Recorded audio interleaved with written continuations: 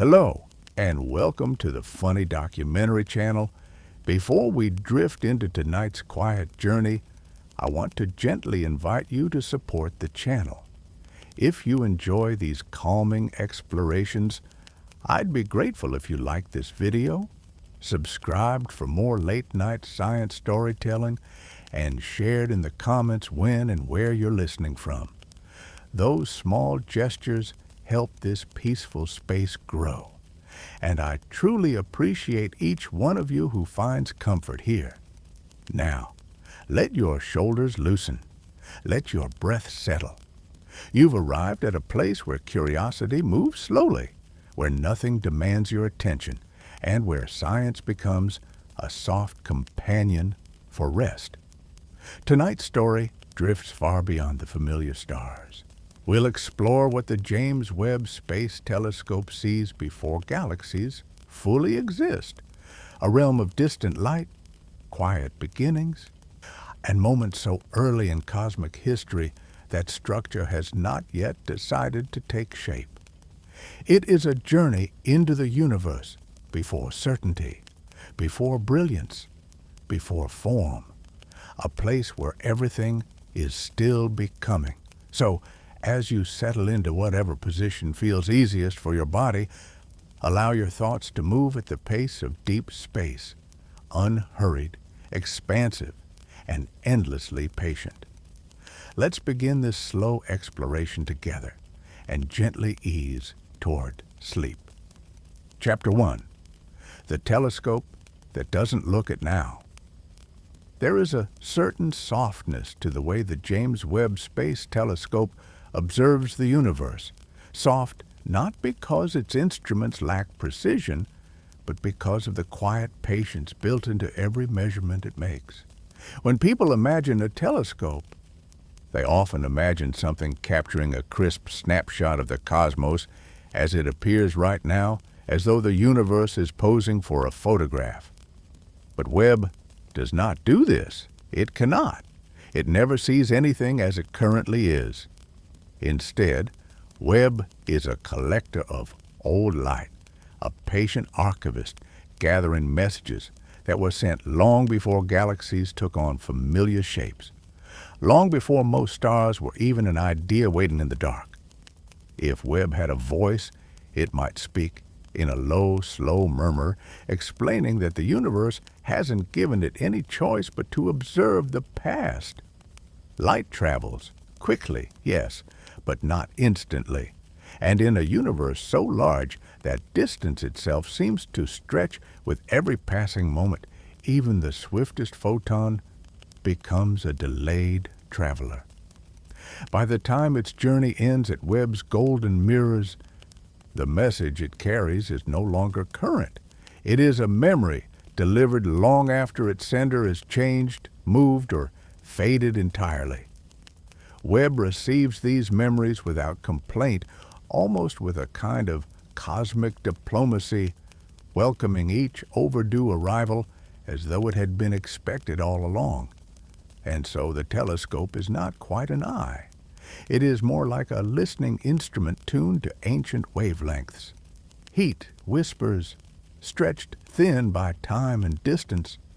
When we say that Webb sees something, we are really saying that it senses warmth left over from events that no longer exist, interpreting those faint signals the way one might interpret the final warmth of a campfire long after the flames have vanished.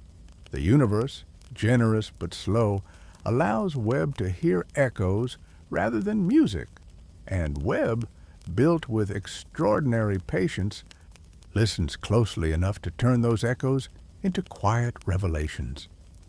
To imagine what Webb perceives, picture a world where every light in the sky is delayed.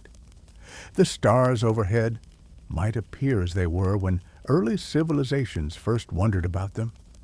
The nearest galaxies may show faces from millions of years ago, and the farthest, which Webb specializes in studying, appear not just differently, but incompletely. Some of them are unfinished sketches of cosmic structure so young that they've barely begun assembling themselves. Others are not galaxies at all, but the raw ingredients drifting before galaxies decide to exist. Webb observes these glimpses without demanding clarity, accepting them exactly as they arrive.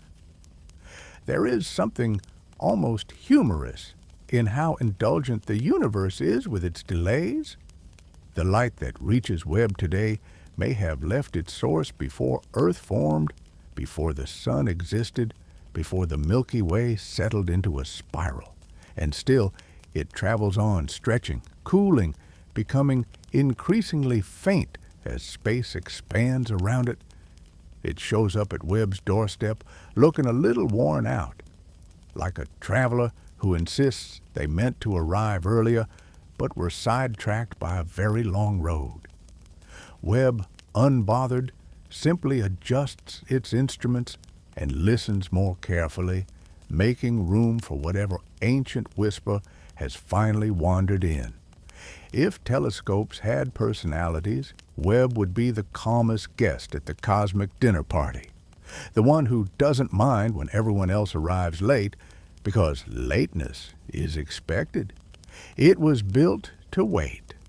Its mirrors are shaped to welcome the faintest, most delayed signals. Its detectors are designed to cradle the oldest light with a gentleness that borders on reverence. It doesn't need immediacy.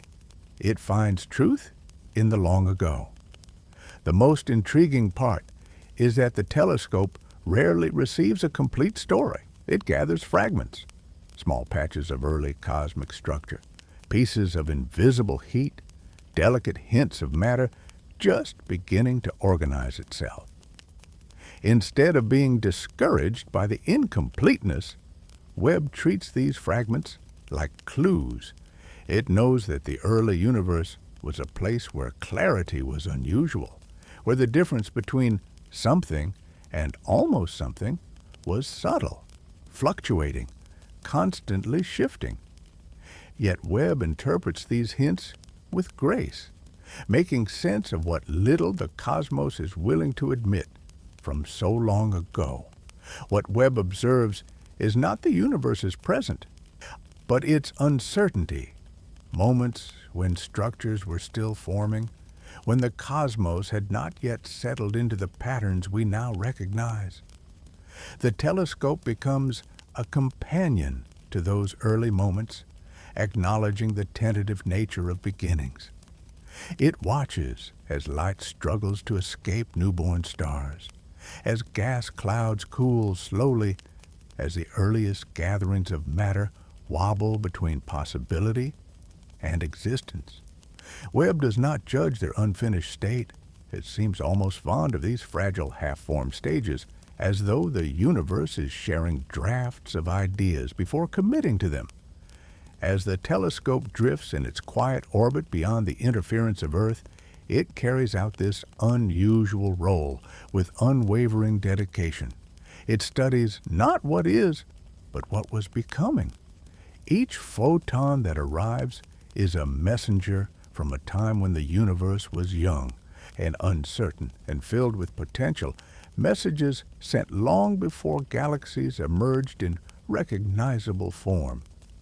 Webb gathers these ancient signals and lets them speak, gently translating their faint warmth into a view of the cosmos at its earliest, most hesitant stages.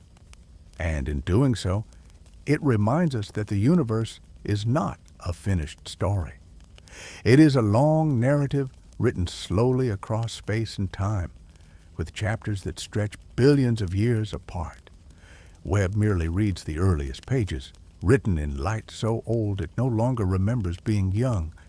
It does this patiently, quietly, and with the sort of calm humor one might expect from a telescope that never once worries about what is happening now, because the past is more than enough to keep it busy. Chapter 2. Darkness Before Structure.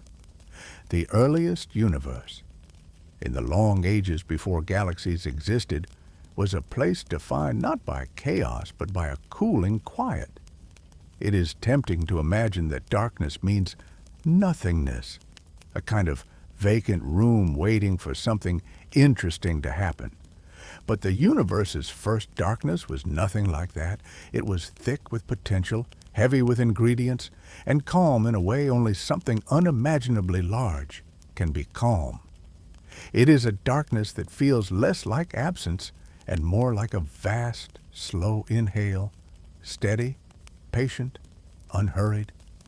For tens of millions of years after the universe formed, light existed, but it had nowhere to travel freely. It moved only short distances before scattering, absorbed and re-emitted by particles so tightly packed that light had no direct path outward.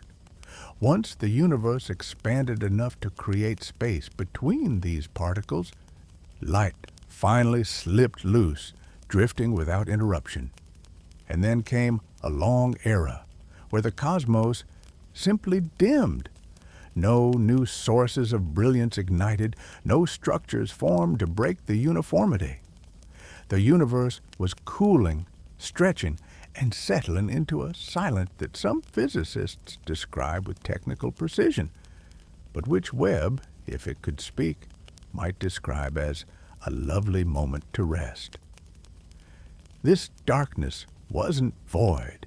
It was filled with particles, hydrogen and helium, too warm to coalesce into anything complex, yet too gentle to create anything bright. Everything drifted, but without direction. Motion existed, but purpose did not. The universe behaved like a crowd that's gathered, but hasn't yet decided why it's there.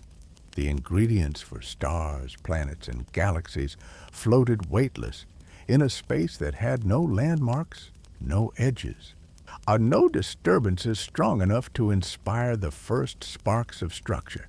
If the early cosmos had a personality, it might have been the introverted sibling in the cosmic family, content to cool down at its own pace, uninterested in forming dramatic shapes or shining lights just for show.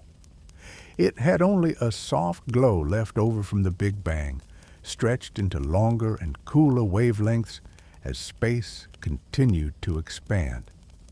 With each passing million years, that glow thinned out further, leaving the universe wrapped in a darkness that was gentle rather than empty. And in that darkness, something subtle was happening, something not yet structural, but steadily influential. Waves of slightly denser and slightly thinner regions passed through the primordial gas. They were small differences, truly minimal, the kind of variations a casual observer would never notice. But these small patches of density were enough to give the early universe the faintest hint of future organization. Not structure itself, but the conditions in which structure might one day consider forming. It was like the universe scribbling faint pencil marks under the surface of an idea, nothing bold enough to commit, but still there. During these ages, nothing produced light. There were no stars to ignite, no galaxies to swirl, no clusters to shape the cosmos. This period is sometimes called the Cosmic Dark Ages, not because it was sinister, but because it was visually peaceful. If you could drift through that era, you would not see much, but you might feel the quiet. The temperature of space was falling steadily. The particles were slowing their movements or losing the leftover heat of creation with each passing epoch. If darkness could ever feel hospitable, this was the moment. The material within the universe behaved with a kind of cosmic indecision. It neither scattered wildly nor rushed together. It simply waited. Gravity had not yet persuaded particles into the growing clumps that would eventually form stars. Energy was too low for sudden transformations, but high enough to keep things from collapsing. Everything remained suspended in a near-perfect balance, a kind of poised stillness. Even the silence has a character. in this early darkness. Not the silence of an empty room, but the silence of deep water, dense, enveloping, thick, with the potential for movement. The hydrogen atoms drifting through this expanse were not idle. They were cooling toward a future they could not yet imagine. If they had a motto, it might have been, "We'll get around to forming things eventually." The beauty of this period lies in its lack of urgency. Most stories about the universe focus on dramatic moments, stars bursting into life, galaxies colliding, black holes warping space. But this chapter of the cosmos is about the luxury of slowness. The universe was settling into itself, letting its first flash of brilliance fade into a tranquil dark. Instead of activity, there was anticipation. Instead of form, there was possibility. This darkness created the conditions Webb now studies with great sensitivity. The telescope peers back not to observe glowing structures, but to sense the faintest traces of matter gently drifting in a sea of cooling space. Webb's detectors read this darkness the way fingertips read Braille, looking for slight variations that reveal the earliest hints of something that might, in some unimaginably distant future, become a star or a galaxy. The early universe did not hurry. It took its time deciding what it wanted to become. And in that long stretch of tranquil darkness, calm, heavy, and patient, every structure that exists today found its earliest chance to emerge. Nothing yet had a shape, but everything had the potential for one. The universe simply needed more time, more cooling, and more stillness before it began the long process of drawing its first luminous outlines. For now, in this chapter of cosmic history, the universe rested. It floated in a quiet so deep that even light seemed reluctant to disturb it. And from that quiet, the seeds of everything to come found their earliest whisper of a beginning. Chapter 3. Light that took the long way around. To follow a photon from the early universe is to follow one of the most patient travelers imaginable. These small packets of light do not accelerate or decelerate. They do not tire. They set out in a straight line with a kind of unwavering commitment that would make even the most dedicated adventurer feel inadequate. And yet, despite their speed, faster than anything else permitted by physics, distance stretches out in front of them like an ever-receding horizon. Light may be swift, but the universe has a way of making even the swiftest journey long. A photon created billions of years ago would not recognize the universe we live in now. It began its life in a cosmos so compact and so young that space itself was still thick with the residue of creation. It departed its birthplace with a clear trajectory, expecting perhaps a straightforward trip. But the universe grew around it, expanded, stretched, widened, as if rearranging the map during the journey. What began as a direct route became, without warning, a path extended by the very fabric the photon moved through. One might say that the photon took the long way around. Not intentionally, of course. Light has no interest in detours, but because the universe altered the terrain beneath it. Imagine setting off across a quiet lake in a small boat, only to discover that the lake is slowly becoming an ocean beneath you. Not only does the opposite shore drift away, but the water itself stretches. You paddle steadily, but the distance increases. You continue anyway because stopping is not really an option. This is the photon's reality. The expansion of space does more than lengthen the distance a photon must travel. It stretches the photon itself. Once, the photon might have been vibrant and energetic, buzzing with a short, excited wavelength. But as space expands, the photon is gently pulled like taffy. Its wavelength grows longer, cooler, calmer. The universe does not rush this transformation. It simply continues expanding, and the photon continues stretching, becoming more mellow with each passing epoch. If light had a sense of humor, it might remark that the journey has matured it, quite literally. By the time such a photon arrives at the James Webb Space Telescope, it may have stretched from the energetic end of the spectrum all the way into the subtle glow of infrared light. It has aged gracefully, carrying within its lengthened wavelength the history of every region it passed through. Webb, designed specifically to read these faint, stretched-out whispers of ancient light, welcomes them like overdue postcards. The telescope doesn't complain that the messages are billions of years late. It simply unfolds them, patiently reconstructing the story each photon took so long to deliver. During its journey, a photon experiences no passage of time. For the photon, everything happens instantly, even billions of years of cosmic travel. From its own perspective, it leaves its source and arrives at Webb in the same moment. But from our point of view, the photon has taken the scenic route across a changing cosmos, transformed by distance and expansion into a more deliberate, quieter version of itself. It is an odd duality, a trip that feels instantaneous to the traveler, but unimaginably long to everyone else. As the photon glides across the universe, it passes through regions of space that are themselves evolving. It moves through areas where matter is thinly scattered, then into denser patches where gravity is beginning to gather material.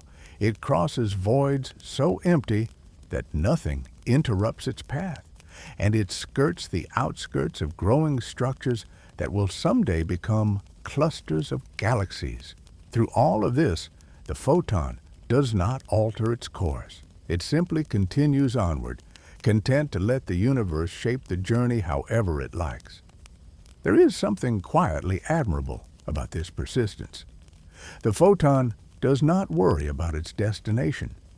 It does not question why it travels so far. It does not pause to consider whether anyone will ever see it. It just moves forward, because movement is what light does. And if, after billions of years, it finally lands in Webb's detectors, well, that is simply a pleasant outcome, like a message in a bottle finally drifting to shore. The universe is filled with photons like this, countless travelers spreading out across space, each carrying a fragment of the cosmos's early conditions. Some never reach anything capable of noticing them.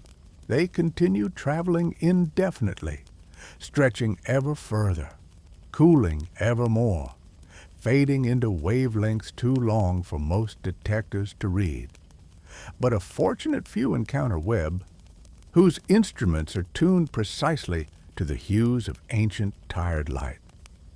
To those photons, Webb must feel like a sympathetic listener, someone who appreciates a long story, no matter how slowly it arrives. Light's journey from the early universe to Webb is not heroic or dramatic. It is steady, unwavering, and deeply patient. It reflects a universe that does not hurry, a cosmos that expands at its own pace. And when Webb finally captures these ancient travelers, it does not see them as relics or stragglers. Instead, it reads them as witnesses, quiet, stretched, enduring witnesses, who took the longest possible route through an ever-widening universe simply to tell us something about how everything began. In that sense, every photon Webb gathers is not just light. It is a memory that refused to be lost. And despite the improbable length of its journey, it arrives with the simple dignity of something that has traveled far changed much and endured everything the universe placed in its path. Chapter 4, Heat, Not Sight. When we imagine a telescope, we often picture something that works the way eyes do, collecting brightness, sharpening edges, turning dim scenes into clarity. But the James Webb Space Telescope is not an eye. It is something far quieter. Rather than sight, it practices a kind of listening, not to sound, but to warmth. Subtle traces of heat that drift across the universe long after their sources have cooled. To Webb, the cosmos is not an image, but a gentle temperature map, a quilt of faint warmth stitched into the fabric of space. Infrared light, the glow Webb interprets, carries a softness that visible light does not. Visible light announces itself boldly. It bounces off surfaces. It defines outlines. It behaves like a storyteller eager to share every detail. Infrared light is different. It is the warmth left behind when stories have already been told, the quiet afterglow that lingers when bright events fade. It is a companion to age, to distance, and to the quiet persistence of objects that may no longer shine but still whisper their presence through gentle heat. If visible light were a conversation spoken aloud, infrared would be the memory of that conversation stored in the warmth of the room afterward. Webb specializes in this memory. Its gold-plated mirrors and exquisitely sensitive detectors are tuned not to brightness, but to the faint thermal signatures of ancient matter. It can sense the warmth of dust clouds drifting through deep space. It can feel the subtle heat of stars wrapped in layers of gas. It can read the gentle, stretched-out glow of early structures whose visible light has long since faded into calmer wavelengths. Where the human eye would register only darkness, Webb detects temperature, soft, lingering, unhurried. To understand infrared light, picture a stone left in the sun during the day. When evening comes, the stone appears ordinary, unremarkable. But if you place your hand upon it, you feel warmth that persists even after the sunlight is gone. That warmth is not dramatic. It doesn't call attention to itself, yet it carries a memory of what happened hours earlier. This is the essence of infrared light, the stored history of energy gradually released, detectable only by those patient enough to notice. Webb is, essentially, a reader of cosmic stones that still hold the warmth of the universe's earliest sunlight. The telescope does not require brightness to understand something. Instead, it interprets the faint warmth left in dust grains, gas clouds, and distant objects whose light has been stretched beyond the visible spectrum. This stretching, caused by the expansion of the universe, shifts the once vibrant glow of early stars and galaxies into wavelengths that human eyes are not equipped to see. But Webb's instruments are shaped precisely to catch these softened signals, as though it were designed to notice the footprints of light rather than the light itself. Infrared astronomy reveals a universe that hides behind veils of dust. Dust, though delicate, is remarkably effective at blocking visible light. It scatters and absorbs the wavelengths our eyes rely on, concealing much of the cosmos behind a curtain of dimness. But dust is far less skilled at hiding warmth. Infrared light passes through it with quiet confidence, slipping through its particles, carrying the glow of distant objects without disruption. To Webb, the universe's dusty curtains are almost transparent, and the telescope peers through them with a calm, steady curiosity. This ability transforms the way Webb experiences the cosmos. Instead of being dazzled by brilliant light, it senses the subtler domain, the regions where stars are still forming, wrapped in dense clouds, the early structures of the universe whose light is stretched into long, gentle wavelengths, the faint radiance of matter that has not yet chosen to ignite. It reads these scenes the way one might read the warmth of embers long after the fire has dimmed. There is a kind of humor in how quietly infrared light behaves. It does not insist on being seen. It does not shout its presence through color or brightness. Instead, it radiates gently, drifting outward as though assuming no one is paying attention. Webb, in its quiet way, notices anyway. It leans into the softness, collecting warmth that may have traveled billions of years just to be acknowledged. Some photons, stretched thin by the universe's expansion, may arrive with the thermal enthusiasm of lukewarm tea. Yet Webb treats them with the same care it offers to brighter signals. Infrared light also carries depth, not in the optical sense, but in the temporal one. When Webb reads these wavelengths, it is not seeing the universe as it looks. It is sensing it as it remembers. Every warm filament of dust, every faint ember of early structure, every subtle glow from distant gases tells a different part of the universe's long story. Webb gathers these fragments like an archivist gently sorting through old manuscripts, each page worn but rich with significance.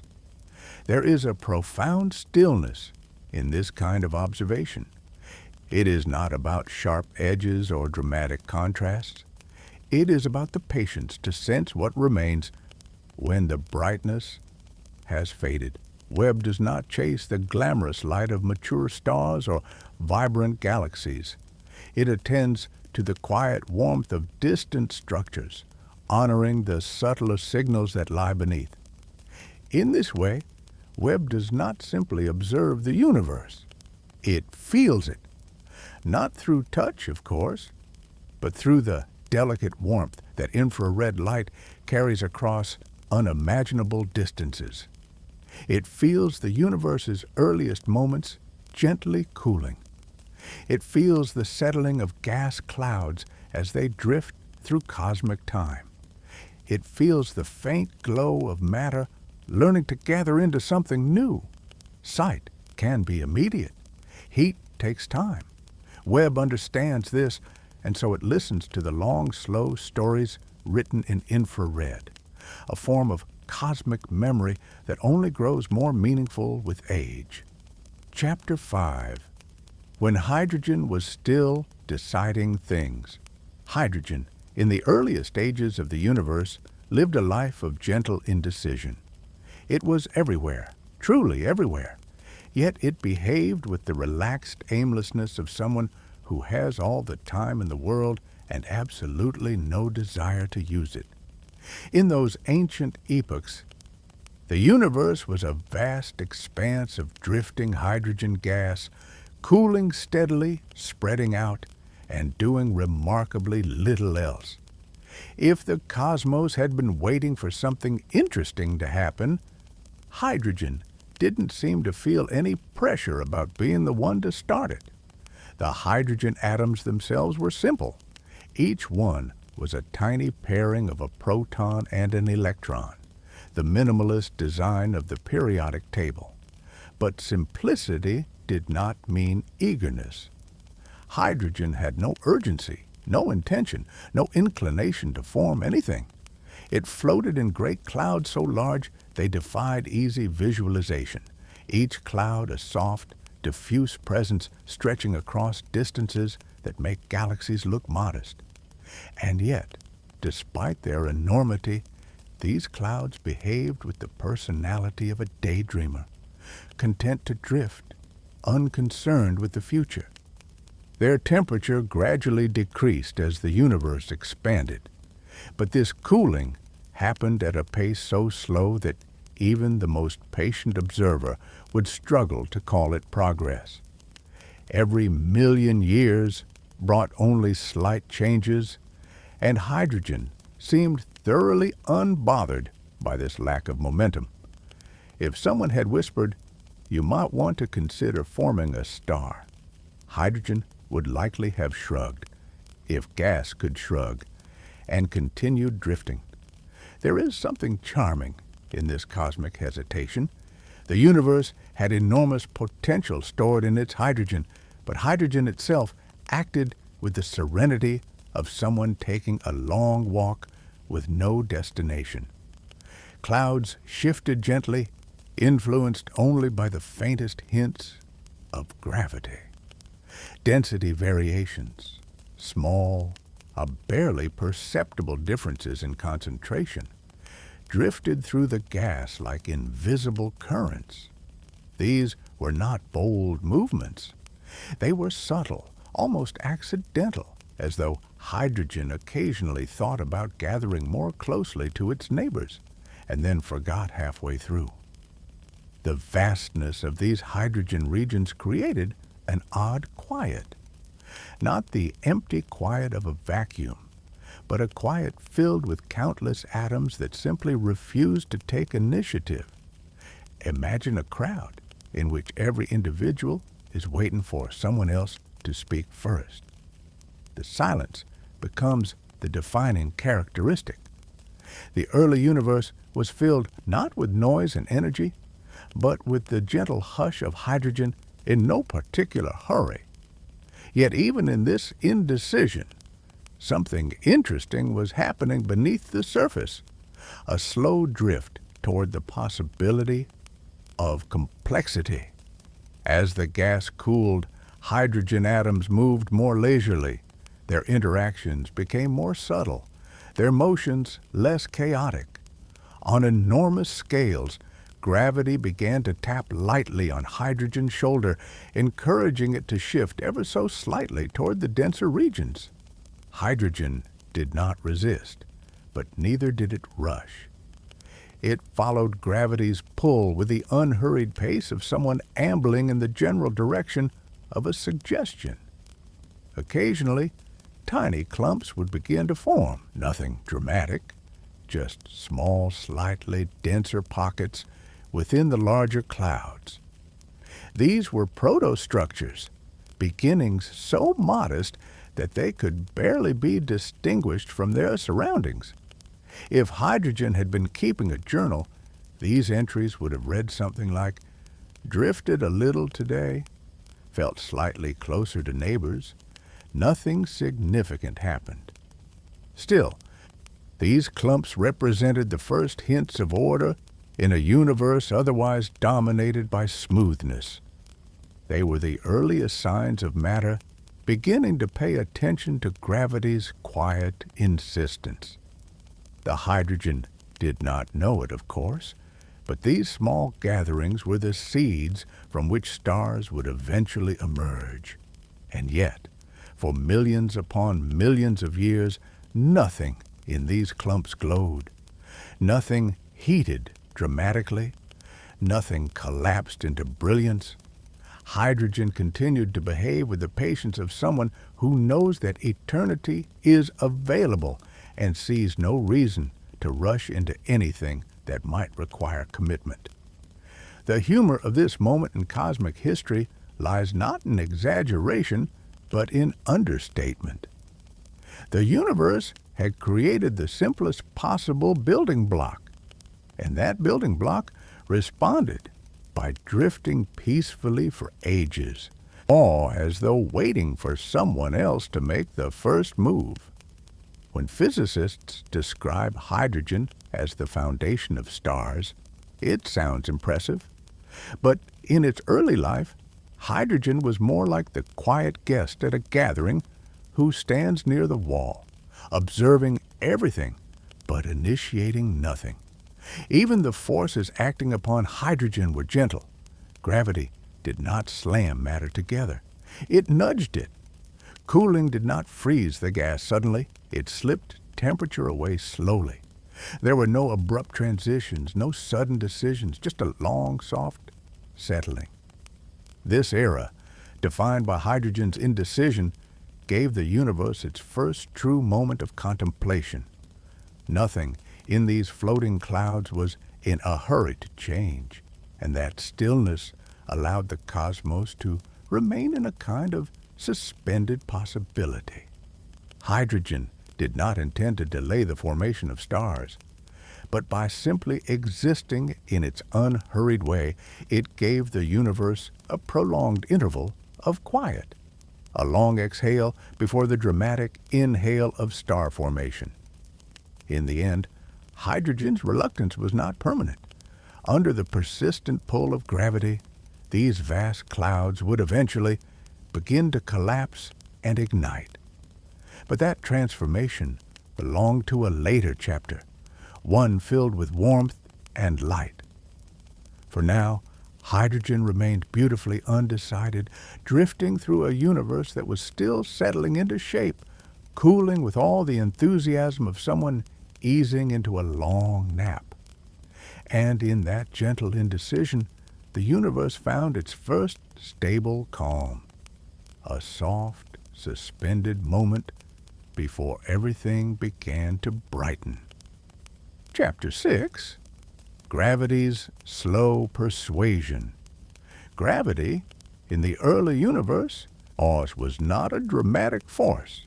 It did not yank matter into clusters or pull gas across cosmic distances in sweeping waves. Instead, it behaved with the steady patience of something that understands time very differently than we do. Where human intuition looks for sudden change, gravity prefers the long approach, a gentle, unwavering persuasion that unfolds over millions upon millions of years. It does not rush, it simply waits, confident that everything drifting freely will eventually consider coming a little closer. In the era before stars existed, the universe was filled with hydrogen and helium drifting without urgency. Nothing held them in place. Nothing directed them. They wandered as though they had all eternity ahead of them, which, in fairness, they did. Yet even in such freedom, gravity was present, subtle as a quiet suggestion. It did not shove matter together. It nudged. It did not demand structure. It whispered about it. And in the silence of space, those whispers were enough to begin shaping the future. Imagine a room full of people, all gently leaning toward the quietest voice in the room, not because the voice is loud, but because it never stops speaking. Gravity's influence worked much the same way. The earliest gas clouds did not suddenly collapse inward. Instead, they wavered, drifting slightly toward regions where the density was just a little higher than average. These variations were tiny at first, almost invisible. But gravity favored them, reinforcing the small differences until they grew noticeable. This process was slow in a way that exceeds ordinary understanding. If you watched a hydrogen cloud responding to gravity's pull in real time, you might conclude it wasn't responding at all. Entire civilizations could rise and fall while the cloud's shape changed only subtly. But over the grand sweep of cosmic time, the effect was unmistakable. Gravity's gentle insistence gradually persuaded drifting matter to gather, forming puddles in the vastness of space. Small concentrations that would eventually become much more. The beauty of this early gravitational shaping is in its softness. Nothing in these ancient clouds snapped into alignment. There were no sudden collapses, no dramatic spirals inward. Instead, matter simply stopped wandering quite so far. The particles that once moved in long, lazy paths began to settle into regions where neighbors were a little more common. A quiet companionship formed, not in a sentimental sense, but in the physical reality that matter began to feel the presence of other matter more strongly. It takes very little for gravity to encourage this kind of gathering. A slight inequality becomes a preference becomes a drift becomes a movement, and over unfathomable spans of time, movement becomes structure. If gravity had a personality, it would be that of an endlessly patient host who gently encourages guests to mingle, never forcing the issue, simply allowing warm proximity to develop. And the universe, for all its scale, was surprisingly receptive to this approach. Hydrogen atoms, which had spent ages drifting independently, began to find themselves in regions where neighbors were less sparse, not crowded by any means. Crowded is a concept that would not apply for millions of years, but less alone.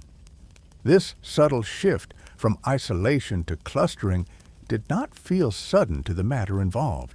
It was not a transition marked by dramatic milestones. It was more like a long wandering that gradually became a purposeful drift. Gravity did not need to be forceful. It only needed to maintain its steady presence. Over time, that presence accumulated influence. There is an unspoken humor in the way gravity accomplishes so much with so little urgency. Other forces in nature act with immediate impact. Electromagnetism leaps into action. Nuclear forces bind particles with fierce determination. But gravity prefers a softer method. It wins not by strength, but by endurance. It is the cosmic equivalent of someone who quietly continues making the same suggestion until one day everyone around them realizes it has become the plan. As these early gas clouds thickened, their shapes began to distort slightly. They developed regions that were denser, regions that were thinner, and currents that guided atoms along smoother paths. These were the earliest hints of structure, though still far from the complexity that would come later. Nothing glowed, nothing heated dramatically. This was not yet the era of stars or galaxies.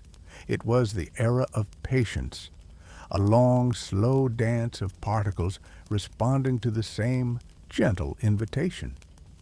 What makes gravity extraordinary in this chapter of cosmic history is not the change it caused, but the time it was willing to wait for that change. It did not require intensity.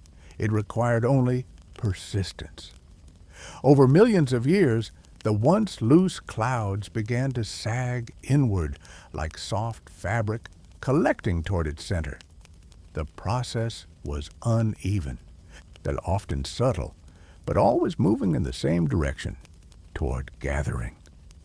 Eventually, these regions of increased density would become the sites of dramatic transformation. But at this point in the universe's story, gravity's work remained understated. It was laying the foundation, not building the house. It was guiding matter gently toward companionship, not compelling it to ignite. In this vast early stillness, gravity acted as the universe's quiet architect, designing not with blueprints, but with patience. It persuaded matter not through power, but through persistence, and in doing so, set the stage for everything that would someday shine. And so, the universe drifted onward, slowly rearranged by a force that asked for nothing more than time. And time, in the early cosmos, was abundant. Chapter 7. The first flickers that aren't quite stars. Before the universe learned how to kindle true stars, it produced a long sequence of almost stars, half stars, and reluctant stars. Objects caught in the uncertain stage between gathering and glowing. These early formations were neither bright nor confident. They were dim pockets of matter quietly attempting to collapse under gravity, only to waver, hesitate, or fall short of ignition.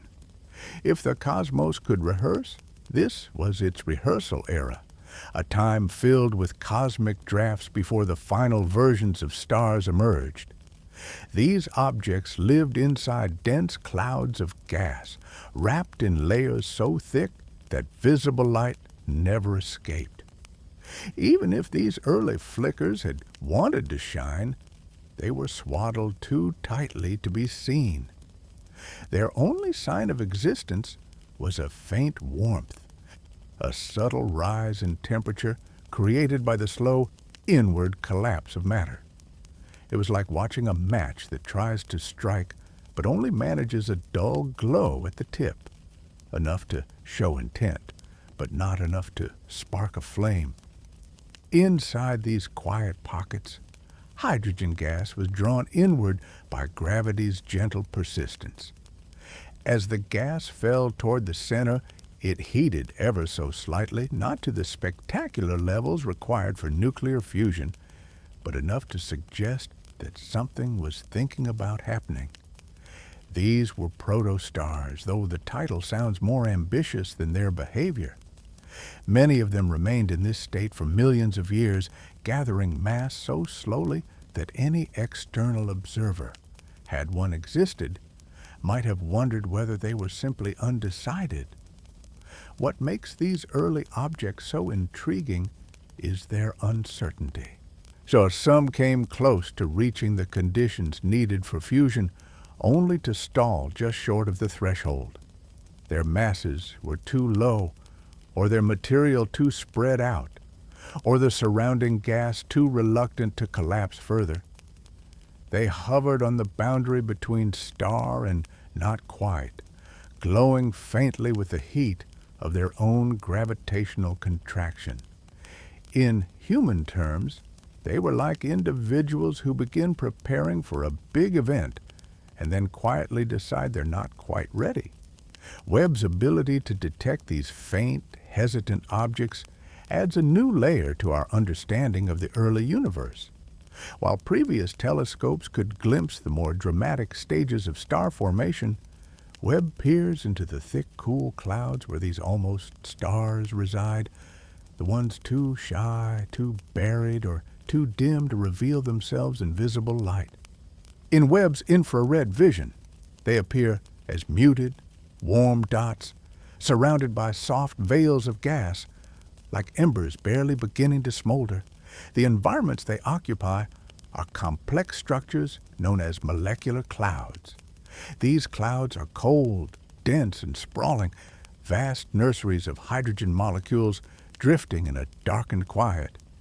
Within them, gravity creates occasional pockets where gas begins to gather more tightly. These pockets form the earliest seeds of star formation, but not all seeds sprout with vigor. Some hesitate, gathering just enough mass to warm slightly, but not enough to ignite the nuclear reactions that define true stardom. These almost stars experience a delicate balance of forces. Gravity pulls inward, encouraging collapse.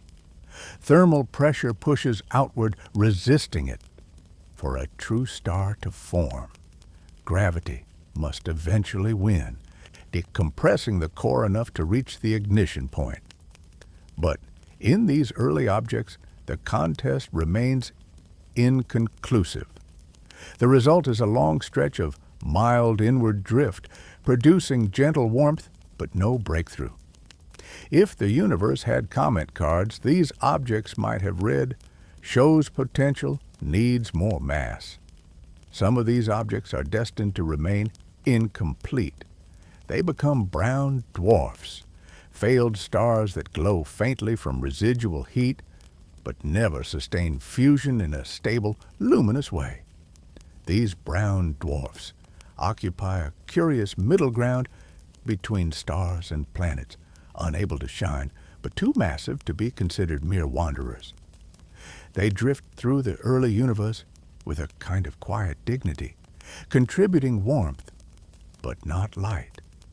Webb detects their presence with ease, reading the soft infrared glow that marks their muted existence. Other protostars continue gathering mass long enough to eventually cross the threshold into genuine starlight, though this chapter of cosmic time includes many examples of hesitation and delay. The early universe did not produce stars with efficiency. Instead, it made attempts, gentle, subtle attempts to pull matter inward and coax it into a luminous form. The process required perseverance, and gravity, patient as ever, was willing to continue persuading these hesitant seeds until some of them finally agreed. Inside these early proto-stars, the internal environment was a slow swirl of gas gradually losing energy, compressing, and thickening. The centers grew warm in increments so small they were almost abstract. Nothing inside these objects happened quickly or with flourish. Even their growth was inconsistent.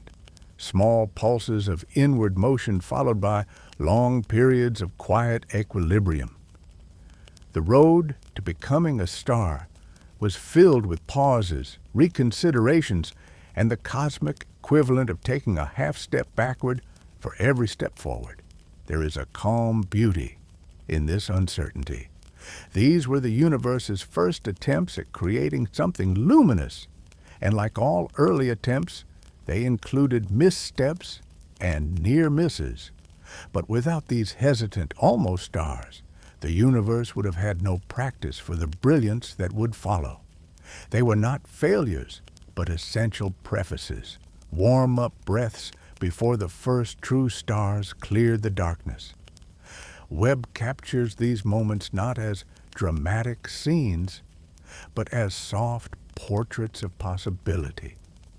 Its instruments allow us to witness the quiet struggle of objects learning, very slowly, how to become stars. Some succeed, many do not. Yet each contributes to the gradual shaping of the cosmos, offering warmth, not brilliance, hints, not declarations. In these dim, uncertain flickers, the universe revealed its first gestures toward illumination. And though these gestures were tentative, they carried the promise of everything that would one day shine. Chapter 8. Galaxies before they know their shape. Long before galaxies achieved the sweeping elegance we now picture, those grand spirals with glowing arms curling like cosmic seashells, the earliest versions were unsteady, experimental things. They were aggregations of matter that had only recently begun drifting toward one another with a faint sense of purpose. Nothing about them was symmetrical. Nothing was polished. If modern galaxies are the graceful dancers of the universe, early proto-galaxies were toddlers taking their first wobbly steps, unsure of where they were going, but determined to shuffle forward anyway. These early structures formed in regions where the density of matter was just high enough for gravity to encourage gathering on truly enormous scales. But gathering in this era did not mean organization. Instead, it meant clumps, loose, scattered pockets of gas, dust, and dark matter that drifted toward one another without any instinct for elegance. The matter was not tightly bound. It swirled unevenly, tugged by gravitational pulls that were often stronger on one side than the other. The result was a collection of shapes that, if one were being charitable, could be described as developing. If one were being honest, they resembled cosmic smudges. To imagine an early proto-galaxy, forget the spirals, forget the luminous cores, forget any notion of tidy geometry. Picture a patch of the universe where matter is only just beginning to admit that clustering might be worthwhile. Gas clouds drift into one another unpredictably, like slow-motion collisions of fog banks. Knots of denser material appear almost by accident. The boundaries of these early groupings are fuzzy, indistinct, shifting with every gentle gravitational pull. Even the centers of these clusters are tentative, places where slightly more matter has gathered, but not enough to declare anything resembling a true galactic core. Yet, within this disorder, something fascinating was occurring. The first hints of large-scale cosmic identity. A proto-galaxy might not have known its shape, but it was beginning to sense that it should have one. As matter continued drifting inward, faint gradients formed, slight preferences in direction, subtle flows of material. These were not organized rotations, but meandering swirls, like eddies in a very slow, very expansive river. If you studied one long enough, you might detect the beginning of a spin. But calling these early motions rotation would be generous. They were more like cosmic fidgeting. The universe at this stage had no aesthetic demands. It did not insist that galaxies adopt spirals or ellipses or disks. It simply allowed matter to gather, however it pleased. Some proto-galaxies elongated into strange, stretched shapes. Others formed multiple bright pockets instead of one dominant core. Many resembled lumpy islands adrift in a dark sea, shapes that appeared as though they were trying to remember what symmetry was but kept getting distracted. And yet, for all their irregularity, Webb finds them beautiful in their own way. Its infrared gaze captures these early forms not as flawed attempts, but as earnest beginnings. They glow faintly, their light stretched by distance and time, but still carrying the imprint of matter slowly learning to cooperate. It is as though the universe were sketching galaxies for the first time, erasing and redrawing lines without worrying too much about the outcome. Inside these proto-galaxies, chaos was the rule. Gas clouds crashed gently into one another, creating turbulent regions where material compressed unevenly. These collisions did not produce organized star clusters. They produced scattered pockets of star formation occurring at different rates, in different locations, with little coordination. In some regions, stars formed in bursts. In others, the gas remained calm and unlit. The result was a patchwork of brightness, uneven as a night sky obscured by drifting clouds.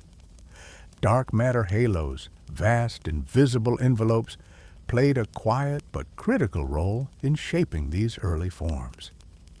They provided gravitational scaffolding, drawing ordinary matter inward, but the halos themselves were irregular and evolving. Their gravitational pull was strong enough to gather matter, but not refined enough to sculpt elegant structures. It was as though the universe had built a frame from rough wood, intending to replace it later with something more polished. Even the size of these early galaxies varied dramatically. Some were tiny clusters that seemed to barely hold themselves together. Others were surprisingly large for their time, but still lacked cohesion. A proto-galaxy could easily lose material to passing flows or external gravitational nudges. They were fragile things, subject to disruption, prone to wandering apart. Many early attempts at galaxy making didn't endure, merging with neighbors, dissolving into surrounding gas, or simply failing to gather enough mass to stabilize. If galaxies had personalities, the early ones would have been delightfully uncertain. They might have said, "I'm trying something new. I may not keep this shape. Please check back later." Their impermanence was part of their charm. They were learning through trial and error, assembling matter into increasingly complex forms, guided only by gravity and the slow accumulation of material. Over time, immense swaths of time, these awkward beginnings would smooth out. Rotation would become steadier. Gas would settle into consistent patterns. dark matter halos would deepen and strengthen. But in this chapter of cosmic history, galaxies were works in progress, full of asymmetry and experimentation. What Webb reveals is not the polished universe we know, but the universe finding its footing. These early proto-galaxies are reminders that cosmic beauty does not arrive fully formed. It emerges from irregularity, from hesitant arrangements, from shapes that were never meant to last but were essential to learning what could. Their imperfection is their story. Their uncertainty is their honesty. And they're fragile. Uneven forms are the earliest hints of the grand structures that would one day stretch across the sky in spirals, ellipses, and clusters of extraordinary grace. Before galaxies knew their shapes, they simply tried. And in their trying, they began everything. Chapter 9. Dust, the universe's quiet obstacle.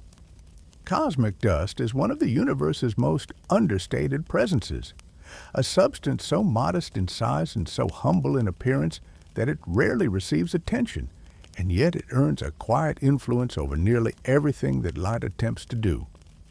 Dust is not grand. It is not bright. It is not dramatic. And yet, in the early universe and throughout cosmic history, dust behaves like a soft, persistent veil, settling itself between observers and the light they hope to see. It is the universe's way of whispering, not everything needs to be revealed all at once. This dust is not the household variety, not the drifting specks illuminated by afternoon sunbeams. Cosmic dust is far more delicate, tiny grains of carbon and silicates, fragments of long-gone stars ground down into particles so small that they behave almost like smoke. They float through galaxies, gathering in soft concentrations, spreading outward in filmy layers, drifting wherever gravity or stellar winds encourage them to go. Their distribution is never uniform. Dust prefers clumps, filaments, ribbons, faint streaks across the emptiness, subtle strokes painted across the canvas of space. Where dust gathers, clarity retreats. Light traveling through these dense regions scatters, weakening into a softer glow. Edges blur, brightness dims. The universe becomes quieter, all not in sound, but in visibility. If galaxies were books, dust would be the gently yellowed pages, still readable, but softened by time and texture. What makes dust soothing rather than frustrating is how naturally it behaves. It does not seek to obstruct. It simply exists, drifting and settling with no intention other than to be carried along. Stars produce it, supernovae scatter it, gravity collects it, radiation pushes it. Dust has no agenda, yet it shapes the universe's visible story with remarkable consistency. In the regions where stars are forming, dust becomes especially abundant. It wraps around newborn stars in thick blankets, hiding them from view. It gathers in dark nebulae, vast clouds so densely filled with dust that even the most determined photons struggle to escape. These dark regions are not empty. Oh, they are full of potential, full of swirling materials preparing for future brilliance. But dust prefers to keep these early moments private, as if shielding young stars from premature attention. One can almost imagine dust saying, "Let them grow a bit before the spotlight finds them." The calm obscurity provided by dust serves an important purpose. It regulates energy, absorbing its harsh radiation and re-emitting it gently in longer wavelengths. It protects delicate molecular structures from intense starlight. It dampens the brightness of crowded regions, giving the cosmos a kind of visual balance. Dust by softening light, also softens the universe's early chaos into something more contemplative. But for telescopes built to observe visible light, dust has long been a quiet impediment. It hides structures that astronomers wish to understand. It dims galaxies, masks star clusters, and turns potential discoveries into subtle hints. Light that encounters dust rarely travels in a straight line. It scatters, absorbs, re-radiates, shifts. And so, for generations, the cosmos behind these dust clouds remained elusive, a beautifully wrapped present that no one could quite open. This is where Webb's gentle talent becomes meaningful, not in triumph, not in competition, but in companionship with the nature of dust itself. Webb does not force its way through dust. Instead, it listens to what dust allows to pass, the longer, cooler wavelengths of infrared light. By tuning itself to these wavelengths, Webb perceives the warmth that dust cannot hide. Dust may block visible starlight, but it is far less effective at concealing heat. And so, through Webb's eyes, the universe's dusty corridors become transparent pathways, full of details that were once softened into obscurity. But even here, the tone remains quiet. Webb does not strip dust away or burst through the shadows.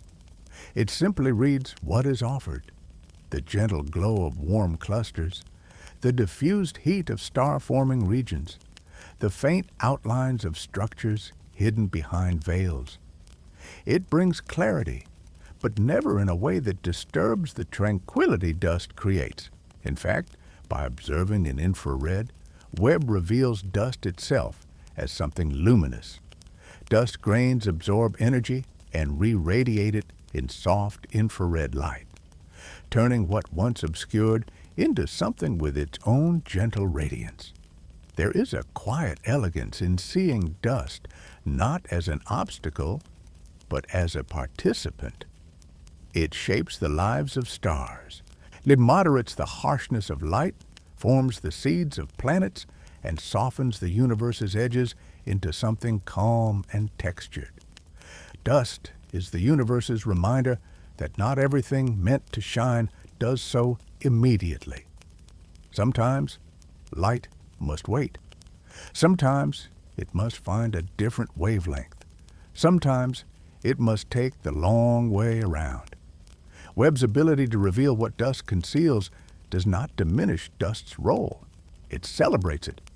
It shows that even the universe's smallest, quietest components contribute to the grand picture, not by being bold, but by being subtle. Dust may dim starlight, but it also creates the environments where stars grow. It may hide galaxies, but it ensures that those galaxies develop complexity. It may soften clarity, but it also enriches the story of how light travels through space. In this gentle partnership, dust drifting softly, light weaving around it, Webb listening patiently, the universe becomes something layered, nuanced, and deeply serene. Dust, the quiet obstacle, is also the quiet guardian of cosmic possibility. And through Webb's calm view, we learn to appreciate the universe not only for what shines, but for what softly obscures, shapes, and cushions the journey of light. Chapter 10. Time Stretched Thin. In the vastness of the early universe, time did not simply pass, it stretched. Space expanded in every direction, not like an explosion, but like a slow, steady exhale, an unfurling so patient that even light, swift and unwavering, began to feel the effects. Photons, once crisp and energetic, found themselves traveling through a fabric of reality that subtly lengthened beneath them. The universe was not merely growing, it was smoothing, thinning, expanding in a way that made the distances between things swell with quiet inevitability. And as space stretched, the light moving through it stretched too. This transformation, what astronomers call redshift, can be described mathematically, but understanding it emotionally requires a different perspective. Imagine a traveler walking across a landscape that gently expands with every step. The traveler never slows, never deviates, but the distance behind them grows while the path ahead pulls steadily away. The journey continues, but with a softness that was not there before. If the traveler were light, its stride would lengthen, its rhythm would ease, and the color of its presence would deepen into calmer hues. Redshift is light's way of aging gracefully. A young photon, born in the brilliant heat of the early cosmos, begins its life with short, energetic wavelengths, colors we associate with intensity, urgency, even vibrancy. These photons once bounced through crowded regions of matter, encountering an early universe bustling with interactions. But as space expanded, the photons were given more room to travel. And with this added room came a gentle elongation of their waves, as though the universe was slowly pulling them by the edges, encouraging them to relax. This stretching doesn't dim the photon's enthusiasm, it simply changes its demeanor. A photon that began its life in the bright blue or ultraviolet might, after billions of years, find itself shifted into the soft warmth of infrared. It has not lost purpose. It still travels, or still carries information, but it does so in a mood that might be described as contemplative. Its wavelength becomes longer, its energy lower, its tone calmer. Light that was once urgent becomes unhurried. In this chapter of cosmic evolution, the universe becomes a place where light and time intertwine. The expansion of space means that the distance light must travel grows even as light moves. For each photon, every moment adds not just length to its journey, but length to its very form. It becomes a record of the cosmos's steady growth, its stretched-out wave carrying the imprint of every epoch through which it has passed. The beauty of this transformation lies in how gentle it is. Nothing forces the photon to change. There is no collision, no abrupt shift, no sudden alteration in its nature. The universe simply grows. Awe and light, being a loyal traveler, accepts the new conditions with elegant consistency. Even as its wavelength expands, the photon remains itself, carrying the same information it always has, but in a format softened by time. To the James Webb Space Telescope, these stretched-out photons are not faded memories, they are prized messengers. Webb is attuned to this elongated light, designed specifically to catch the wavelengths that have grown too long and calm for ordinary optical telescopes to notice. Where others see darkness, Webb sees the distant glow of photons that began their journey before galaxies fully formed. It interprets their softened wavelengths as signatures of how far they've traveled, and therefore how much the universe has expanded since their departure. In this sense, a redshift is not just a stretching of light, it is a deepening of time. Every elongated wavelength tells a quiet story about distance, growth, and the steady tempering of cosmic energy. Light that appears reddened is light that has experienced the universe in its full expansiveness. It has crossed voids that only grew larger with every passing moment. It has witnessed the universe become increasingly spacious. It is, quite literally, light from a smaller cosmos arriving in a larger one. There is a subtle humor in how photons endure this journey. No matter how much the universe expands, they continue forward without complaint. They do not grumble at being stretched. They simply adapt, gracefully, effortlessly. and with the persistence that only light possesses.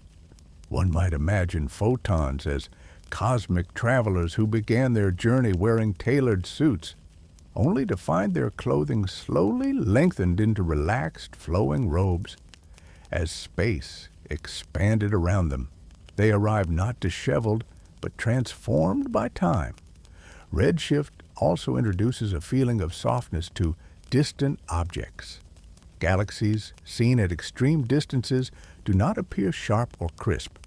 Their light, elongated by cosmic expansion, reaches us as a subdued whisper, still carrying the truth of their existence, but filtered through the calmness of stretched time. Their glow seems older, gentler, quieter. This is not because they lack brilliance, but because brilliance fades in tone as it journeys through expanding space. The universe, in a sense, smooths the edges of light with time, and yet this softening makes the story richer. The elongated wavelengths show us not only where these light sources once were, but when. Every degree of redshift becomes a timestamp, a gentle mark of how long light has been traveling to reach us. In this way, redshift allows us to not merely observe the universe, we experience its vastness in the very behavior of the light that reaches us. Time stretches thin in an expanding cosmos, but it never breaks. Light follows this stretching with quiet loyalty, reshaping itself as the universe reshapes around it. And through Webb's receptive gaze, we are invited to witness the serenity of this transformation, energetic beginnings mellowing into enduring whispers, urgency fading into calm persistence, and the universe revealing not only its distance, but its patient unfolding through time. Chapter 11. Patterns that almost make sense. In the youthful universe, long before majestic spirals unfurled their arms or clusters arranged themselves into familiar symmetries, patterns began to emerge with a kind of tentative curiosity. They were not full structures. They were not stable. They were not even particularly committed to their shapes.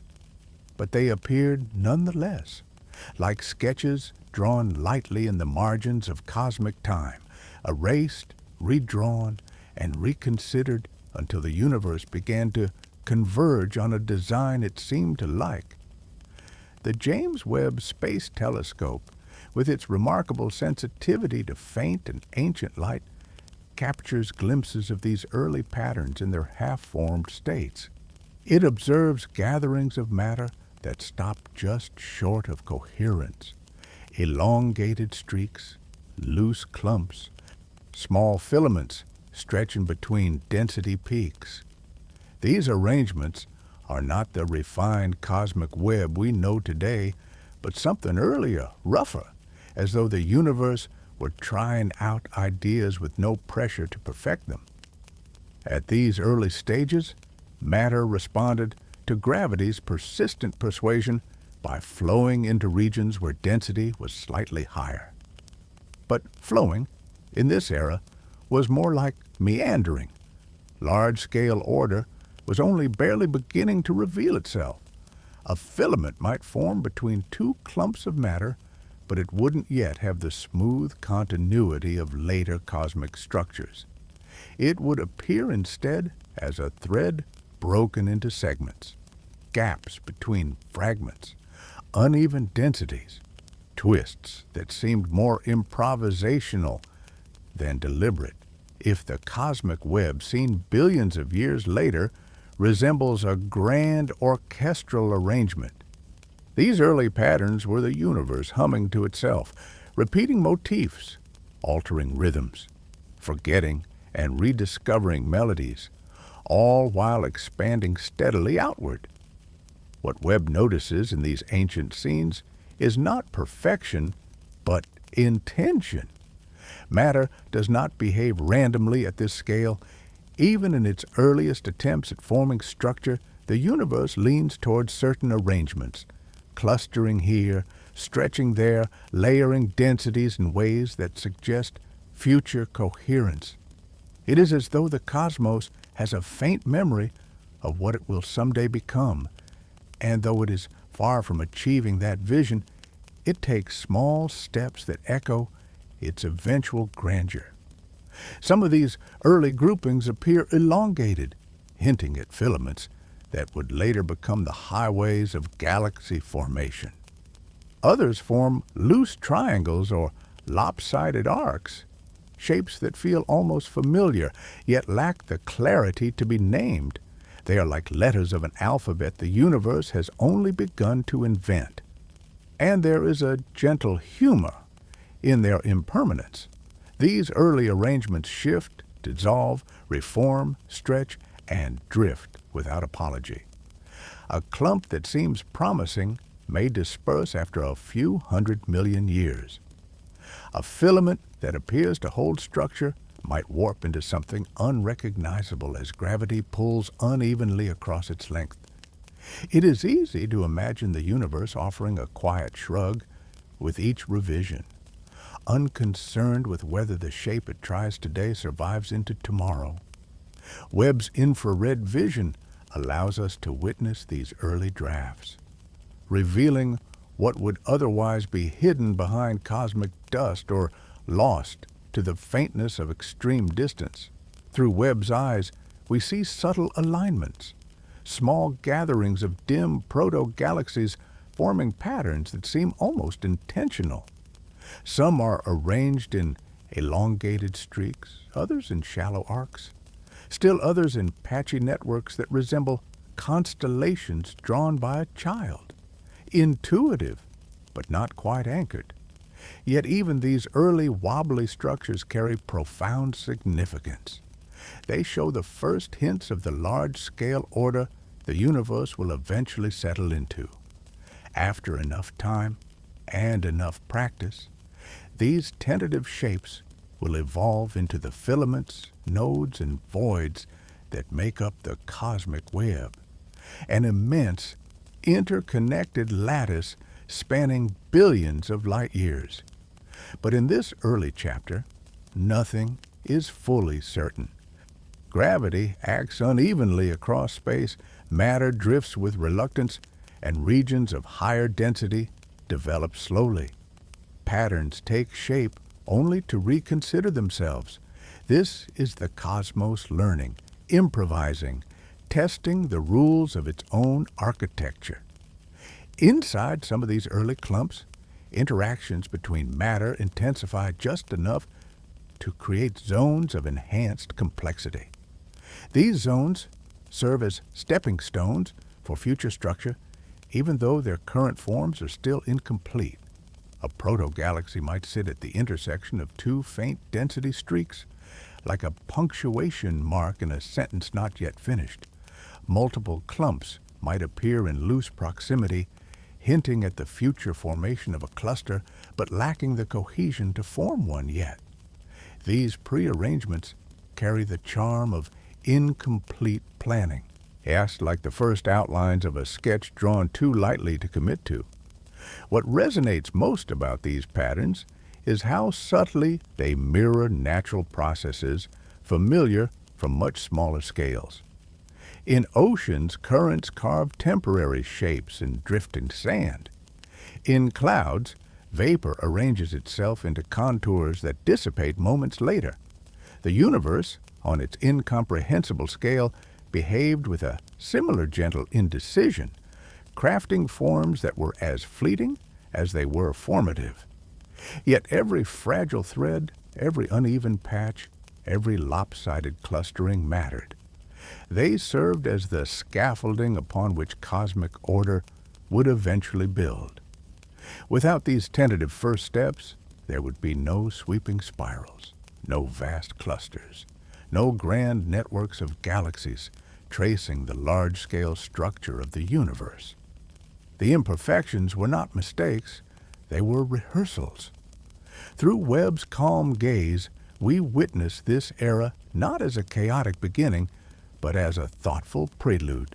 The universe was not rushing toward order, it was exploring possibilities. It tried out shapes, tested arrangements, and revised its work with the patience of an artist who has all the time that ever will be. And in those patterns that almost make sense, we see the quiet ambition of the young cosmos. Its desire to grow not by leaps, but by gentle, persistent attempts at form.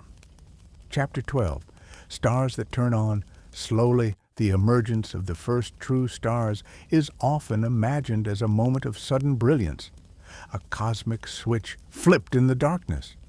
But the universe does not work in switches. It works in slopes. The earliest stars did not burst into being. They brightened slowly, like lanterns whose wicks absorb oil before offering flame, illuminating not with a leap, but with a long, steady breath. These ancient stars began their lives inside dense pockets of gas that had been quietly gathering for millions of years. The clouds surrounding them were thick, cold, and heavy with hydrogen, the same substance that had spent ages drifting with indecision. But now, under the deepening pull of gravity, this gas had begun to settle inward with a kind of cosmic patience. As more material drifted toward the center, the core of each forming star compacted further.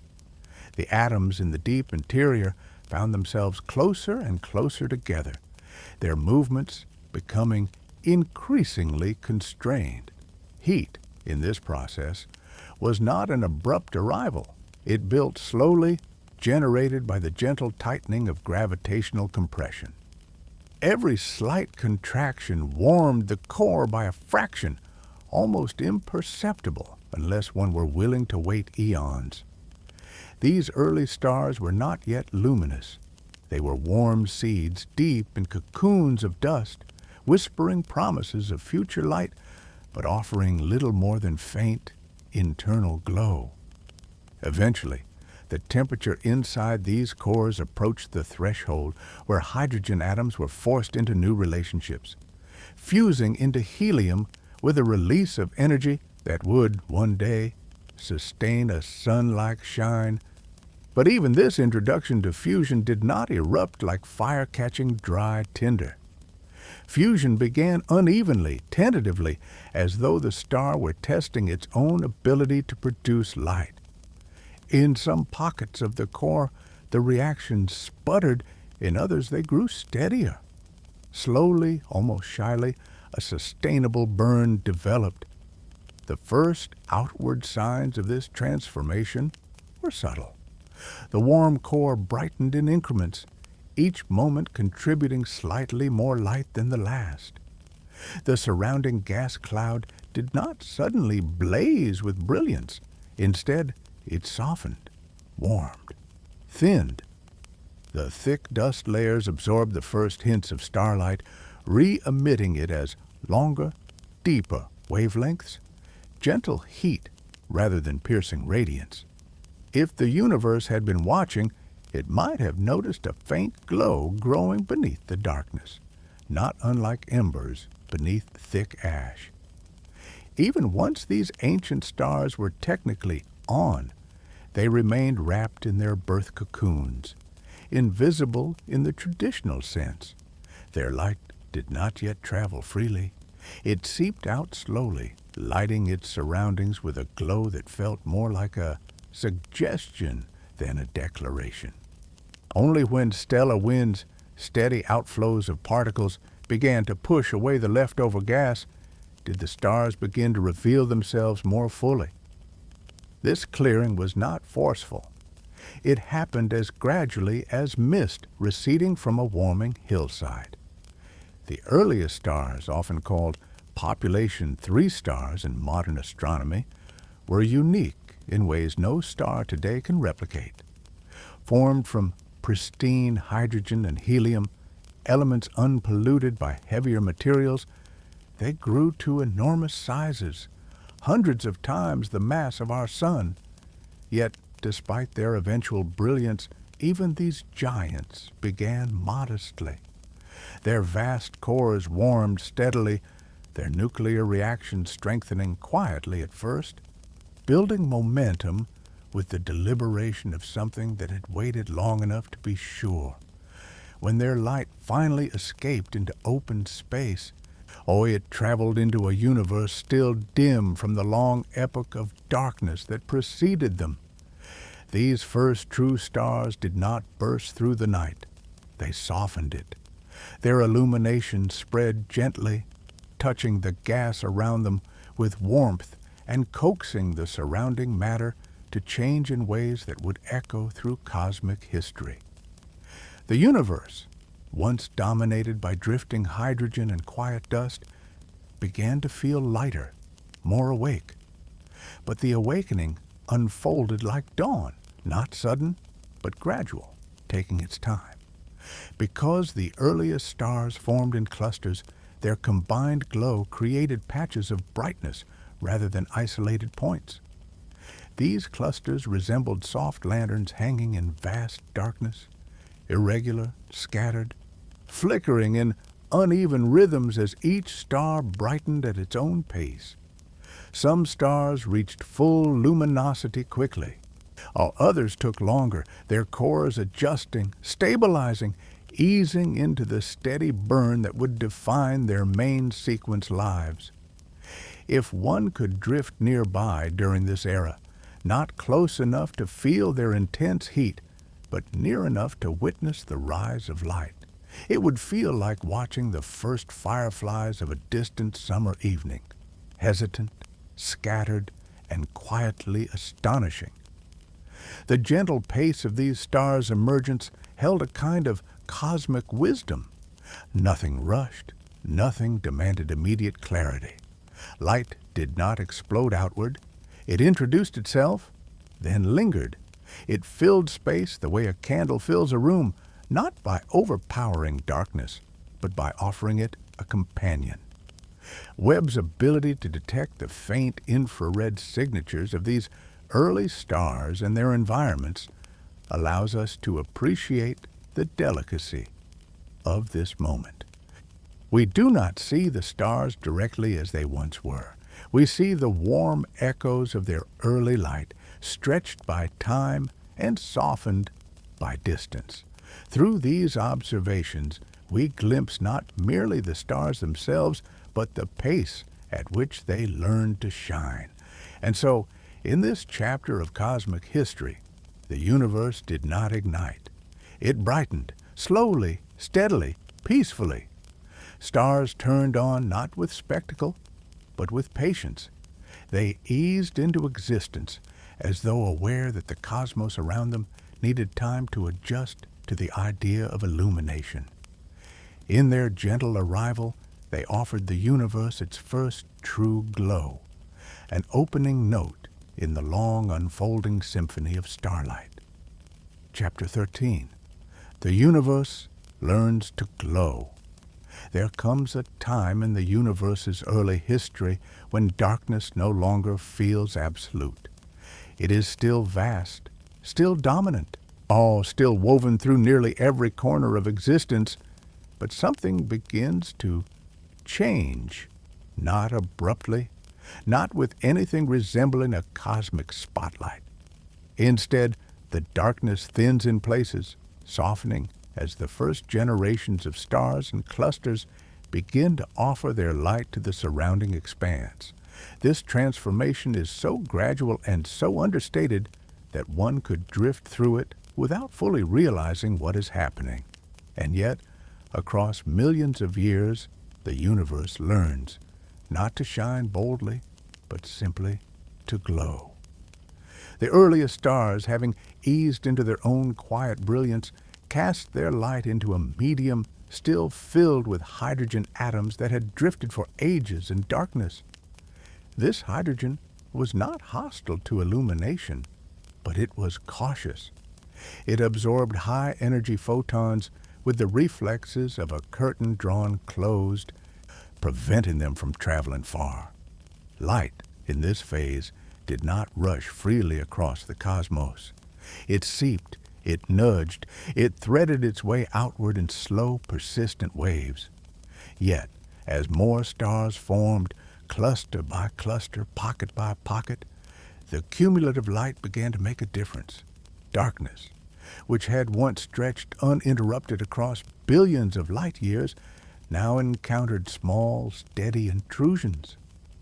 These interruptions were scattered and delicate, like lanterns spaced far apart in a wide field. No single one pierced the night, but together they shifted its character. The universe retained its deep stillness, but it became a stillness with warmth.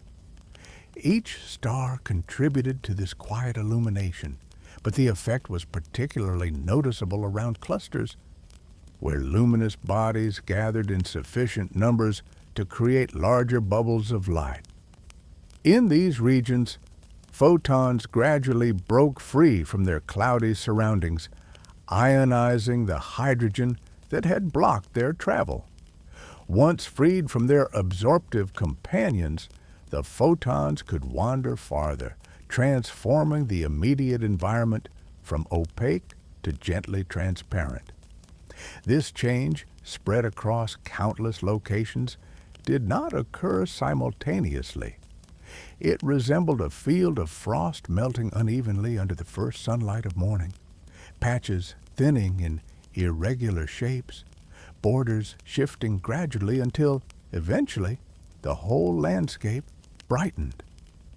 The universe did not wake up to light.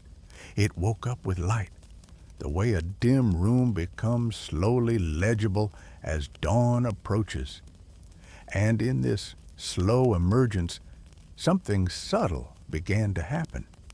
Light, once rare and tentative, became just common enough that the darkness could no longer claim complete ownership of space. The shadows softened. The cosmic gas, once cool and featureless, began to reveal structure. Filaments, voids, and clusters illuminated not fully, but sufficiently to hint at deeper patterns. This early glow did not banish silence. It added texture to it. From the perspective of a photon, this moment would feel like an easing of restrictions. Where previous generations of photons had been absorbed almost immediately, these later travelers found paths that opened gently around them. A photon leaving the surface of a young star could skim past newly ionized regions, slipping farther from its birthplace before encountering another obstacle. It might not travel unimpeded, but it traveled with more freedom, like a song carried faintly but clearly across a quiet valley. There is a kind of understated charm in the way the universe embraced this transition. It did not push darkness aside or flood space with radiance. Instead, it allowed light to become a shared presence, rare at first, unevenly distributed, but undeniably growing. Darkness, once sovereign, became more accommodating, making room for the glow that would eventually reshape the cosmos. In these early ages of illumination, the cosmic glow was not smooth or uniform. Some regions brightened faster than others. Dense clusters produced enough stars to carve large pockets of clarity. More isolated areas remained deeply shadowed, their light sources sparse and scattered. This unevenness created a patchwork universe, bright islands drifting in a sea of dimness, each expanding slowly as starlight pushed outward. Because these first stars tended to be massive and short-lived, they contributed bursts of brightness that flickered on cosmic timescales. A star might shine intensely for a few million years before collapsing or exploding, its light having ionized its surroundings just enough for subsequent generations of stars to illuminate the same region more easily. In this way, the cosmos learned to glow not through constant brilliance, but through a series of accumulated efforts. Each generation of stars extending the reach of light a little farther. Webb, sensitive to the faint red glow of ancient photons, captures these early stages of cosmic illumination not as stark contrasts, but as gentle variations, a universe slowly revealing its contours. It observes the softened edges of structures, the uneven halos around clusters, the faint transition zones where light first began to influence space on large scales. To Webb, the glow of this era appears stretched, aged, mellowed by distance. Yet beneath that softness lies the unmistakable signature of illumination beginning to take hold. This chapter of cosmic history is one of polite transformation. Nothing interrupts the quiet. Nothing rushes the process. The darkness recedes in the most courteous way imaginable, allowing light to settle into the spaces between atoms, drift into the folds of expanding gas, and warm the cosmic scenery with an almost diffident glow. The universe, in learning to glow, teaches us that brightness does not always arrive with drama. Sometimes it comes slowly, patiently, and with a humility that makes the moment all the more profound. A light becomes common enough to notice, though still far from abundant. And in that delicate balance, the cosmos takes its first steps toward the luminous beauty it will one day display. Chapter 14. What Webb notices that we almost missed. There is a particular kind of beauty in what the James Webb Space Telescope chooses to pay attention to. Not the bold, not the obvious, not the things that announce themselves with bright signatures or confident shapes. Instead, Webb leans toward the faint, the quiet suggestions of structure, the barely there glimmers of early galaxies, the traces of heat so subtle they pass unnoticed by nearly everything else. Webb is, in its deepest purpose, a listener for things that do not speak loudly. Most telescopes throughout history have excelled at observing strong signals, stars that shine brilliantly, galaxies with clear forms, nebulae that scatter visible light like stained glass. They have given us a universe rich with color and brightness, but beneath that vivid picture lies another universe entirely, one made of whispers, a universe of soft glows rather than sharp beams, of early structures that had not yet decided what they would become, of objects that behaved less like declarations and more like hesitant suggestions. This is the realm where Webb lingers. When Webb peers into deep fields, it begins noticing objects that seem almost embarrassed to be seen. A barely finished galaxy that emits only a thin thread of infrared warmth. A cluster forming in slow motion, its members too faint to illuminate their surroundings. A filament of matter so delicate that even calling it a structure feels bold. These are not the showpieces of the cosmos. They are its footnotes, details that could easily be missed unless one is patient enough to search for them. Webb, by design, is patient. Its instruments are attuned to the faintest traces of ancient light. It waits for photons that took more than 13 billion years to wander into its mirrors. Photons stretched thin by time, mellowed by distance, softened by the growth of space itself. These photons arrive like travelers who have endured an impossibly long journey, stepping forward with such quiet presence that almost no other telescope would detect them. But Webb does not overlook them.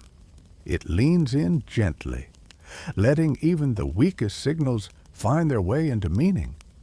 This sensitivity reveals details that reshape the way we understand the early cosmos.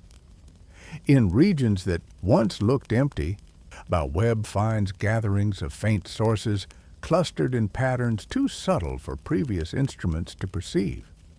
Where earlier telescopes recorded blankness, Webb detects the first hesitant outlines of young galaxies, uneven, scattered, almost hidden behind their own youth.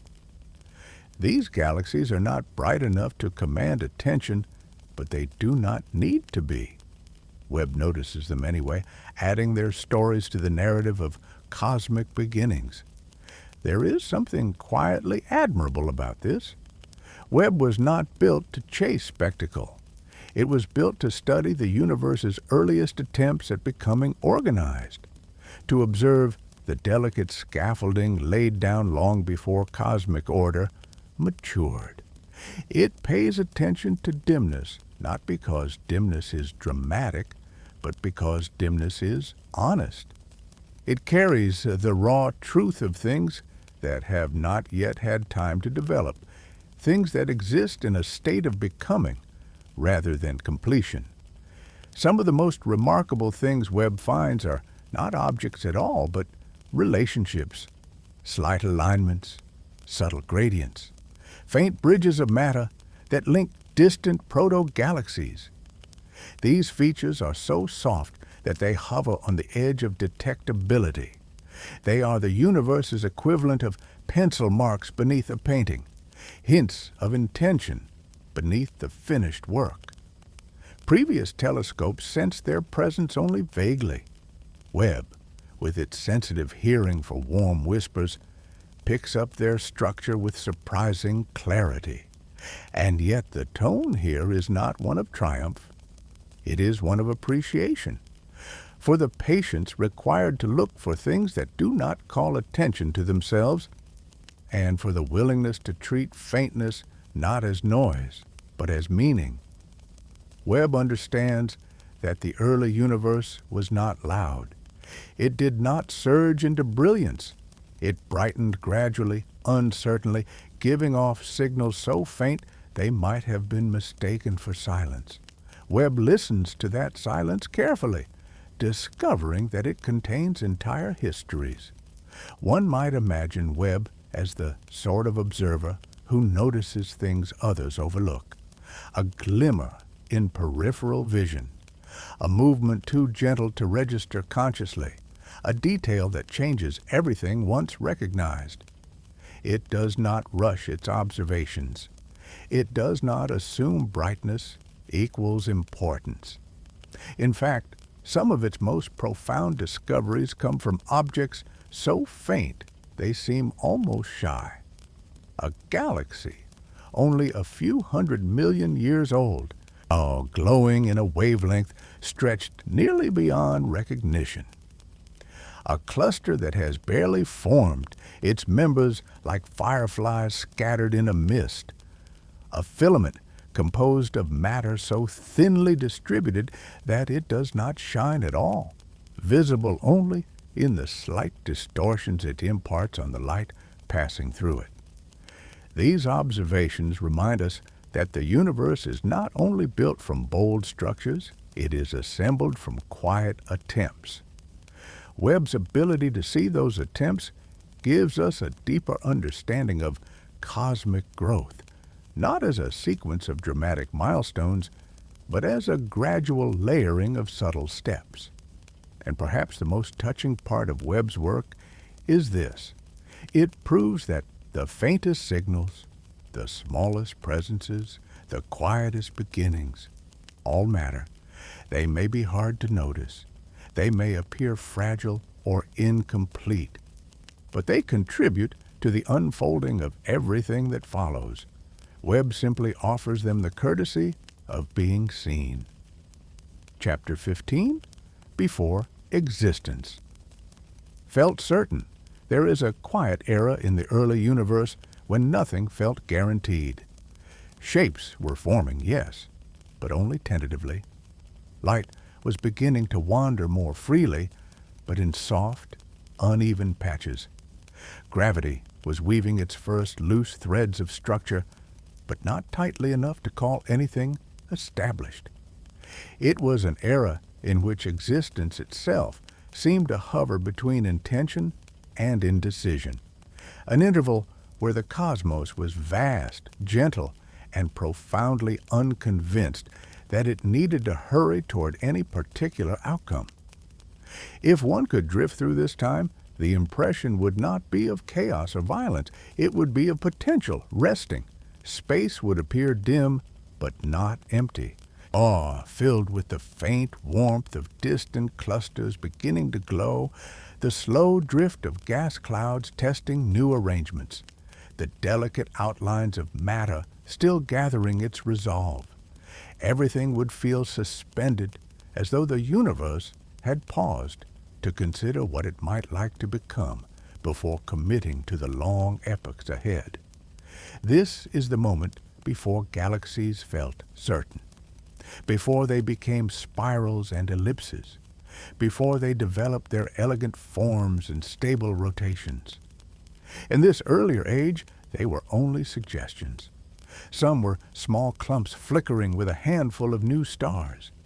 Others were drifting collectives of gas and dark matter, shaped more by opportunity than by intention. Many would not endure. They would merge, dissolve, disperse, or simply fail to gather enough mass to survive the currents of cosmic time. But in their brief and uncertain lives, they contributed to the quiet rehearsal of what galaxies could one day be. The cosmos, in this soft uncertainty, embodied a kind of cosmic humility. It did not rush toward order or insist on symmetry. Instead, it allowed possibilities to coexist, some promising, some fragile, some destined to vanish before leaving any lasting imprint.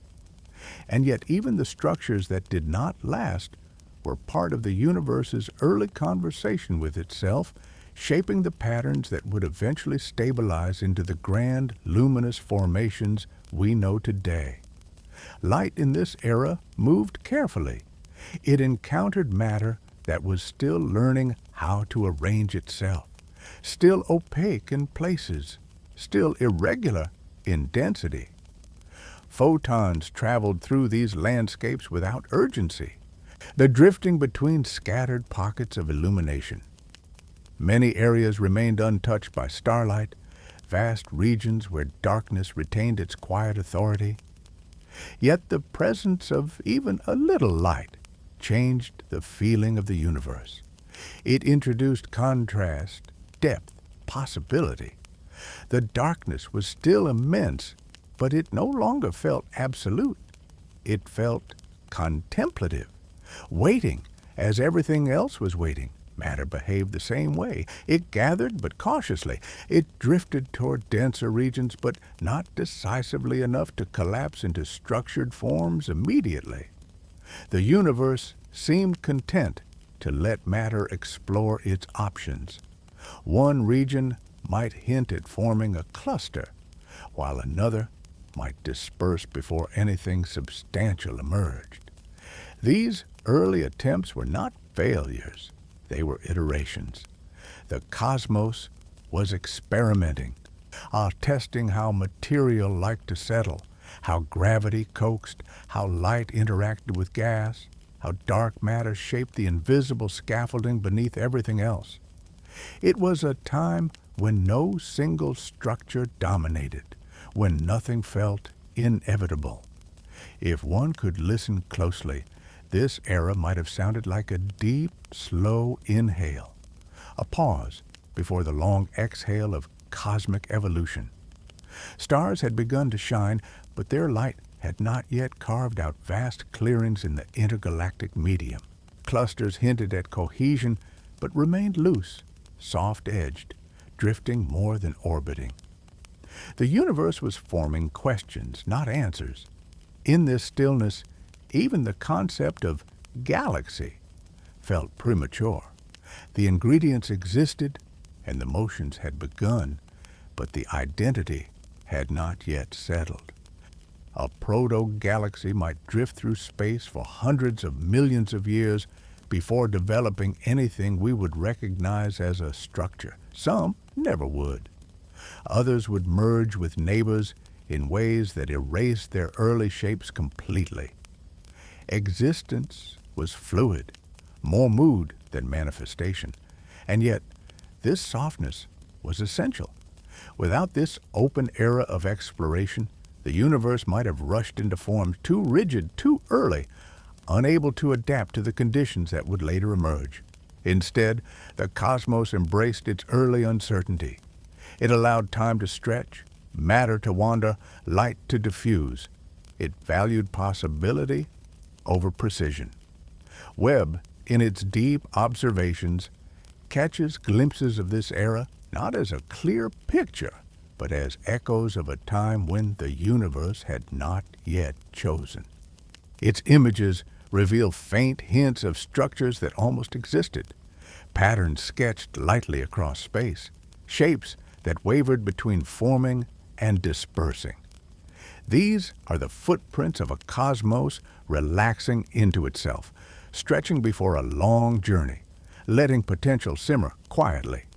And so, this final chapter does not end with resolution. It ends with a sense of continuity, because the universe, even now, has not finished deciding what it will become. Galaxies are still moving, merging, evolving. Stars are still forming. Dust is still drifting. Light is still stretching across expanding space.